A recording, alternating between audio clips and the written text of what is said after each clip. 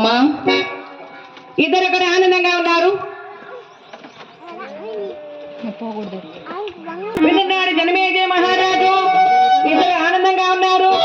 ఎప్పుడైనా ఎవరికైనా సహాయం చేస్తే మర్చిపోకూడదు. అరచేతుల సున్నం పెట్టిన 6 నెలలు తెలుసుకోవాలి. ఆయన మగత్వం నాకు ఇచ్చేసాడు, ఇప్పుడు నేను వెళ్ళాలనుకుంటున్నాడు. ఆ సమయంలో దేవేంద్రుడు వచ్చాడు అరణ్యములకి. మెలుగులు తిరిగిపోతున్నాడు స్థూలకర్ణుడు. స్థూలకర్ణ, ఏంటప్ప, ఏంటి నీ భాష? మరి ఏంటి స్థూలకర్ణ, మరి ఏంటి మాటలు? మరి ఏంటో చెప్పయ్యా. ఏమీ లేదు, నా పురుషత్వాన్ని ఒక ఆడానికి ఇచ్చేసా. ఆ అమ్మాయి యొక్క ఆడదానని నేను తీసుకున్నా. ఇదేమన్నా చీర జాకెట్ తీసుకోవడానికి? నా పురుషత్వం ఆమెకి ఇచ్చేసా, ఆమె స్త్రీతో నేను తీసుకున్నా. ఇలాంటివన్నీ చేశా కాబట్టి ఇదే నీకు శాపము. ఆ అమ్మాయి తెచ్చేస్తారు కాదు, మగాడిగానే ఉంటుంది. నువ్వు ఆడదానికి ఉంటావు, ఆ అమ్మాయి చచ్చిపోతే ఆ మగదాన్ని నీకు వస్తుంది, నీ ఆడతాను ఆ అమ్మాయి అయిపోతుంది.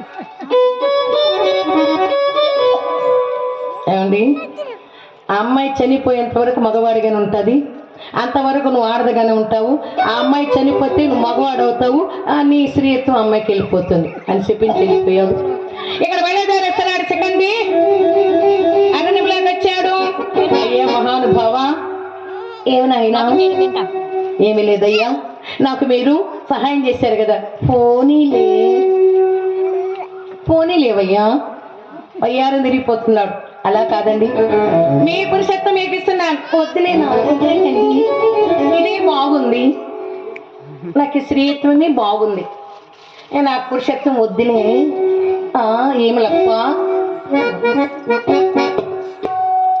తీసుకోండి. వద్దులే, నేను పూలు పెట్టుకొని చీర కట్టుకొని ఇక్కడే ఈ వనములో విహరిస్తాము. తీసుకోండి. వెళ్ళు నాయన, నువ్వు చాలా సంతోషముడ్రా, నువ్వు చాలా అదృష్టవంతుడురా, వెళ్ళు నాయన అనగానే బయలుదేరొచ్చారు. అతడే సికండి. ఎవరి సికండి? కాశీ మహారాజు కూతురు అన్నారు కదా, అంబిక అమ్మాలికలలో మొట్టమొదటి కూతురైన అంబ ఈశ్వరుడు తీసుకొచ్చాడు కదా.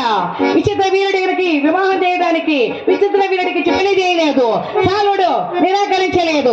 అందుకని మగవాడిగా భీష్ముడి మీద పగ వేషము ఓరారి భీష్మ.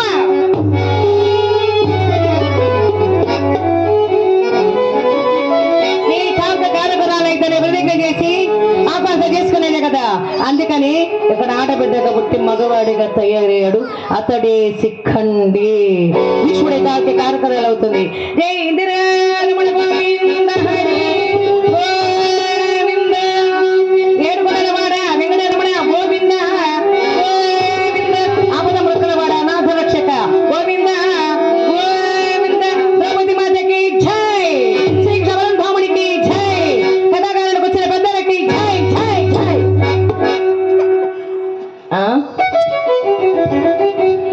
విదుర మహాశయుడికి బాలామణి అంటారు, ఆమెనే సునీత అంటారు, పెళ్లి చేశారు.